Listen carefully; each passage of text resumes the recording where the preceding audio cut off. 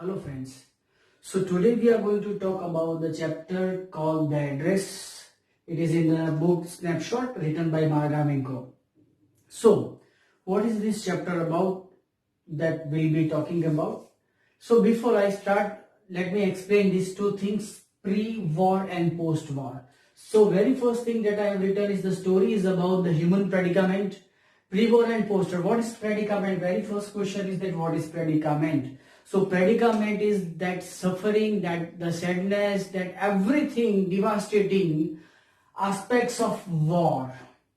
Whatever that people is suffering due to this war. So sometimes what happen is like some consequences are pre-war and some consequences are of post-war. And it is very devastating in a manner. It's like it's everything that is being ruined of a person. So if we talk about this human predicament, so this is what we found like pre-war and post-war, like what happens before war and after war. So ये जो story it is written by Marga Minko. तो ये जो story है that we are going to talk about है ना, तो it's a very convincing story that how person, I would mark a last thing, the last word you can focus over I have written is move on. That is what life is, move on.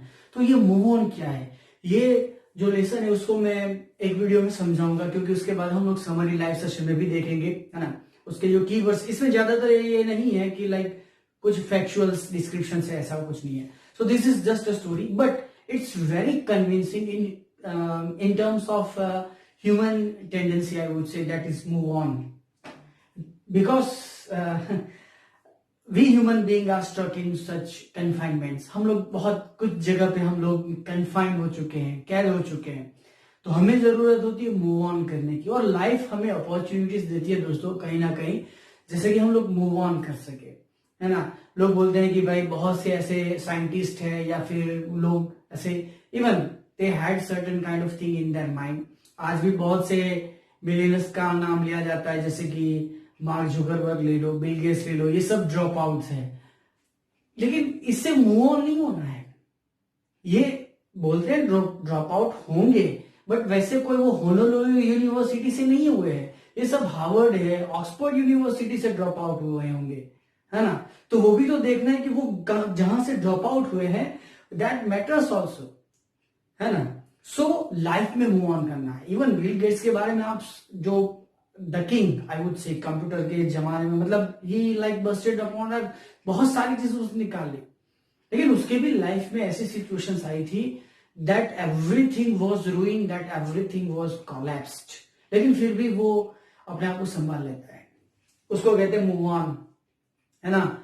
और आप सब में से जो students देख रहे होंगे video, खास करके जो आई वुड से मार्वल मूवीज के फैन होंगे, उसमें आयरन मैन जो है, जिसका नाम है रॉबर्ट डाउनी जूनियर, वो भी उसकी लाइफ में एक ऐसा फेज आता है जहां पे इवन लास्ट में तो यह हो जाती कि उसको प्रिजन में डाला जाता था, उसको कैद किया जाता है. So many things lawfully was affecting to him, but what he decided कि लाइक मेरी लाइफ इसी के लिए बनी है, नहीं. तो that he started moving and acting into the Hollywood. Then he moved on, I would say move on, और वो मूव ऑन होते ही 2009 में आयरन मैन मूवी आती है एंड लाइफ गेट्स चेंज्ड. सो ये जो लेसन है ना, वो लेसन में मैंने लास्ट में यही एक टैग करके लिखा है, मूव ऑन. तो ये क्या होता है, इसका पार्ट 1 ही है, मतलब एक ही पार्ट में बनाऊंगा वीडियो, क्योंकि ये समरी बहुत इजी गोइंग स्टोरी है, लेकिन how that particular thing convince us. So Mrs S, जो यहां इसका नाम लिखा गया है, मिसेस एस करके जो एक लेडी थी, हु वाज जूइश, जो जूइश लोग थे, जो आई वुड से जो कम्युनिटी बहुत कॉन्ट्राडिक्टरी सिचुएशंस में ये पड़ गए थे, लेकिन I don't want to talk about the historical thing, otherwise there are so many things that you know are there in the historical aspect. Was a rich lady. तो Mrs S जो थी वो she was a rich lady, where is Mrs Dolling, उसका नाम है Dolling, was a non Jewish person, और उसका जो फैमिली बैकग्राउंड था थोड़ा बहुत ऐसा कह सकते हो, तो इतना ज्यादा उसका पैसा नहीं था. तो व्हाट हैपन, जब वॉर हुआ उसके बाद सारी चीजें it was like being taken, और कहीं पे उनकी चीजें चली गई, तहस नहस हो गया, और काफी लाइक आई वुड से एनॉर्मस पीपल, बहुत सारे लोगों को रेफ्यूजी कैंप में वगैरह से रखा गया था. So that happen like in a way, कुछ ऐसा हुआ था जैसे डॉटर ऑफ मिसेस एस, जो कि हमारी नरेटर है, तो उनकी डॉटर जो है had lost house and mother during the war. तो उनकी डॉटर, ये मिसेस एस की जो डॉटर है, तो मतलब मिसेस एस जो है उनकी भी मृत्यु हो जाती है और उसका घर बार सब सारी चीजें चली जाती है. So she decided to take her belongings from Mrs. Darling. When she reached there, she got a cold reception. अब उसने क्या किया, एक डॉटर है, ऑब्वियसली उसके फैमिली की चीजें, बिलोंगिंग्स है. अगर आपके घर पे बहुत सारे इंपॉर्टेंट फ्लावर वास है, कुछ फर्नीचर है, एंटीक चीजें, एंटीक वॉच है, वॉल वॉच वगैरह ऐसी चीजें होती है. अगर, और ऐसा एग्जैजरेशन भी करते हैं कि पहले जमाने में उनके डाइनिंग पे क्रॉकरीज हुआ करती थी, है ना. तो वो क्रॉकरीज जो सारी ऊपर डाइनिंग टेबल के ऊपर रखी गई थी, वो भी I am sorry for that, तो वो भी लोग ले जाते थे. तो मिसेस डॉलिंग के ऊपर वो भी एक जैसे कॉन्स्पिरेसी, छोटा सा षड्यंत्र कहा जाता है कि उसके घर से वो ऐसे कुछ ना कुछ जुगाड़ करके ले जाती थी. तो उसकी जो डॉटर है, जो नरेटर है, तो वो सारी चीजें जो है बिलोंगिंग्स अपनी, वो again she wanted to take the position from Mrs Dolling. तो उसके घर पे जाती है क्योंकि उसकी मॉम ने एड्रेस दिया था, and that address was number 46 macaroni Street, है ना. ये उसकी मॉम ने उसको एड्रेस दिया था, बराबर है. तो वो एड्रेस पे वो जाना चाहती है. She wanted to check that particular thing, कि भाई उसको सारी बिलोंगिंग्स उसको मिल जाए. लेकिन when she reached that, she got a cold reception. मतलब ऐसे उसकी हॉस्पिटैलिटी जो कहते हैं, जैसे हम मेहमान नवाजी कहते हैं, तो उसकी अच्छी खासी नहीं हुई. जैसे when she rang the bell, a lady came, और lady she was none other than Mrs Darling थी. तो उन्होंने दरवाजा खोला. That was half a part of the, I would say 1/4 part, इतना ही दरवाजा खोला.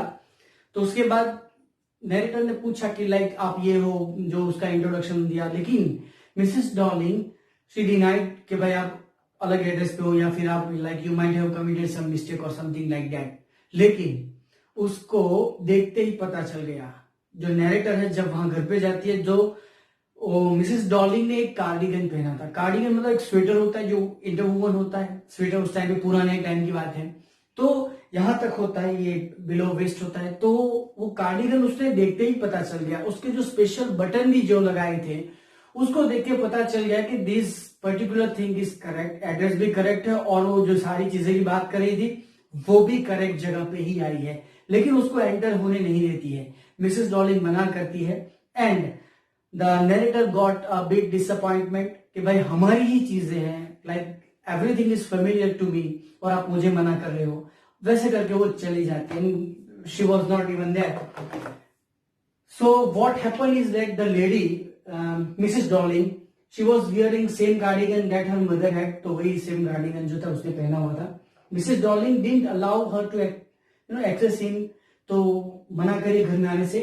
Second time she went when she saw confirmed the address. तो जब वो दोबारा जाती है तो उसको पता चल गया कि कंफर्म है एड्रेस, क्योंकि उसका जो नंबर दिया था नंबर 46, जो कि मैक्रोनी स्ट्रीट है. A young girl of 15 welcomed her. अब वहां मिसेस डॉलिंग नहीं है घर पे, माय डियर. अब what happen is like Mrs Darling के एब्सेंस पे उसकी एक डॉटर है, प्रोबेबली, क्योंकि वहां 15 साल की कोई लड़की है जिसने दरवाजा खोला. And she welcomed actually, wherein she saw her mother's belongings. और उसकी मदर की जो चीजें थी उसने देखी, जैसे मैंने बोला कार्डिगन जो पहना हुआ था, लाइक क्रॉकरीज, जो सारी चीजें जो रखी जाती है डाइनिंग टेबल पे, और एक खास करके उसने देखा था एक एंटीक टाइप, वो पर्टिकुलर कैंडल्स होते उसके लिए स्टैंड लगता है, वो भी था.